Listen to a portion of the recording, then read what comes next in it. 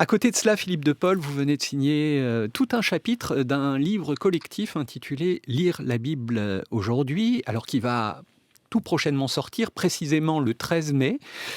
Et dans cet article, vous abordez ce qu'on appelle les nouvelles habitudes de lecture de la Bible, c'est cela ? Tout à fait. Alors, si je peux illustrer avec une expérience très concrète, avant d'être à la Fondation John Bost, j'étais en région parisienne.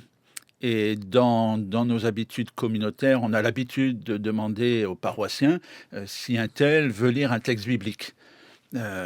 Donc la personne s'avance, se met en chair, sort son smartphone et lit le texte biblique à partir de son smartphone. Et j'avoue que là, ça m'a marqué quand même.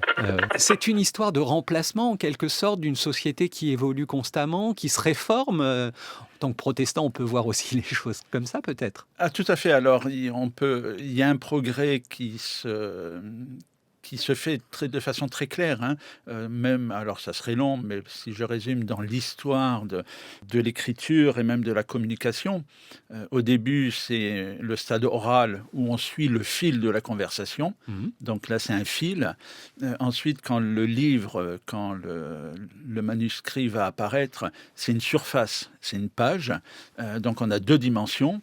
Et aujourd'hui, on parle d'espace numérique et donc on est dans une 3e dimension. Et la Bible entre dans cette nouvelle dimension avec plein de travaux. À l'Alliance biblique universelle, ils ont beaucoup de projets, mais aussi avec des écueils qui risquent de remettre en question tout l'acquis qui a été fait grâce à la Bible. Hugo, justement, qu'auriez-vous à nous confier comme outil en lien avec la Bible pour terminer cette émission ? Oui, donc je vais vous parler d'Explorer la Bible. C'est un outil justement qui permet d'avoir une meilleure connaissance et une vision globale de celle-ci.